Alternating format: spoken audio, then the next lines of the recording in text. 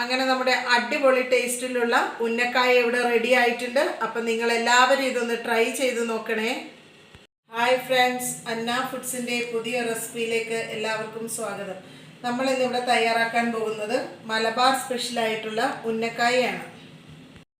ഉന്നക്കായ തയ്യാറാക്കുന്നതിന് വേണ്ടി അധികം പഴുക്കാത്ത 2 ഏത്തപ്പഴം എടുത്ത് നമ്മളൊന്ന് പുഴുങ്ങി എടുത്തിട്ടുണ്ട്. ഇനി നമുക്കിതിൻ്റെ തൊലിയൊക്കെ കളഞ്ഞ് ഇതിൻ്റെ അകത്തുള്ള ആ ഒരു കറുപ്പ് പോലത്തെ ഇല്ലേ അത് കളഞ്ഞ് എടുക്കാം. ഏത്തപ്പഴത്തിൻ്റെ തൊലി കളഞ്ഞെടുത്തിട്ടുണ്ട്. ഇനി നമുക്കിതിൻ്റെ ഈ നടുഭാഗത്തുള്ള കറുപ്പ് എടുത്തു മാറ്റാം. ഏത്തപ്പഴത്തിൻ്റെ അകത്തെ കറുപ്പെല്ലാം നമ്മൾ എടുത്തിട്ടുണ്ട്. ഇനി നമുക്കിതിനെ ഒന്ന് ഉടച്ചെടുക്കാം. നല്ലതുപോലെ ഉടച്ചെടുക്കാം, ഒട്ടും തരിതരിയില്ലാതെ ഉടച്ചെടുക്കാം. ഏത്തപ്പഴം നമ്മൾ നല്ലതുപോലെ കുഴച്ചെടുത്തിട്ടുണ്ട്. ഇനി നമുക്കിതിന് വേണ്ടുന്ന ഫില്ലിങ് തയ്യാറാക്കാം.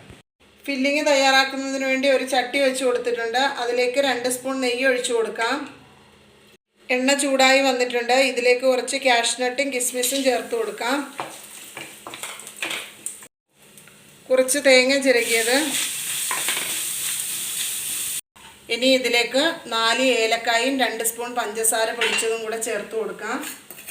1 സ്പൂൺ പഞ്ചസാര കൂടി ചേർത്ത് കൊടുക്കുന്നുണ്ട്. ഇനി ഇതെല്ലാം നല്ലതുപോലെ ഒന്ന് മിക്സ് ചെയ്യാം.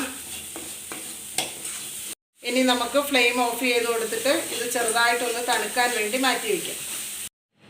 അങ്ങനെ നമ്മൾ ഉന്നക്കായ്ക്ക് വേണ്ടുന്ന ഏത്തപ്പഴത്തിൻ്റെ മിക്സും അതിന് വേണ്ടുന്ന ഫില്ലിങ്ങും ഇവിടെ റെഡിയാക്കി എടുത്തിട്ടുണ്ട്. ഇനി നമുക്കിതൊന്ന് റോൾ ചെയ്തെടുക്കാം.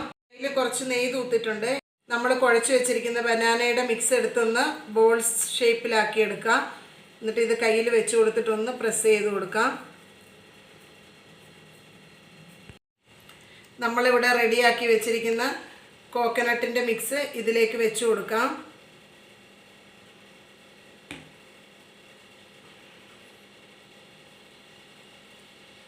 ഇങ്ങനെ മടക്കിയെടുക്കാം. ഇതിനി കൈക്കകത്തിട്ട് ഇങ്ങനെയൊന്ന് പ്രസ് ചെയ്ത് കൊടുക്കുക. എന്നിട്ട് ഇതാ ഈ ഒരു ഷേപ്പിലാക്കിയെടുക്കാം.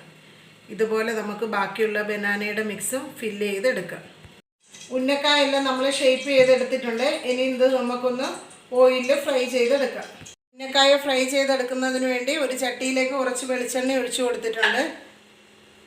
എണ്ണ ചൂടായി വന്നിട്ടുണ്ട്. നമുക്കിനി ഉന്നക്കായ ഓരോന്നായി ഇതിലേക്ക് ഇട്ട് കൊടുക്കാം. ഇതിങ്ങനെ തിരിച്ചും മറിച്ചു വിട്ട് നല്ലതുപോലെ ഒന്ന് മൊരിച്ചെടുക്കാം. ഇത് നല്ലതുപോലെ മൊരിഞ്ഞു വന്നിട്ടുണ്ട്. ഇനി നമുക്കിതിനെ കോരി മാറ്റാം. ബാക്കിയുള്ള ഉന്നക്കായും നമുക്കിതുപോലെ ഫ്രൈ ചെയ്തെടുക്കാം. അങ്ങനെ നമ്മുടെ അടിപൊളി ടേസ്റ്റിലുള്ള മലബാർ സ്പെഷ്യൽ ഉന്നക്കായ ഇവിടെ റെഡിയായി വന്നിട്ടുണ്ട്. ഇത് നല്ല ടേസ്റ്റി ആയിട്ടുള്ള ഒരു ഡിഷാണ്. അപ്പം നിങ്ങളെല്ലാവരും ഇതൊന്ന് ട്രൈ ചെയ്ത് നോക്കണേ. നിങ്ങൾക്ക് എൻ്റെ ഈ വീഡിയോ ഇഷ്ടമായിട്ടുണ്ടെങ്കിൽ ഷെയർ ചെയ്യാനും ലൈക്ക് ചെയ്യാനും കമൻറ്റ് ചെയ്യാനും സബ്സ്ക്രൈബ് ചെയ്യാനും മറക്കരുതേ. Thank you.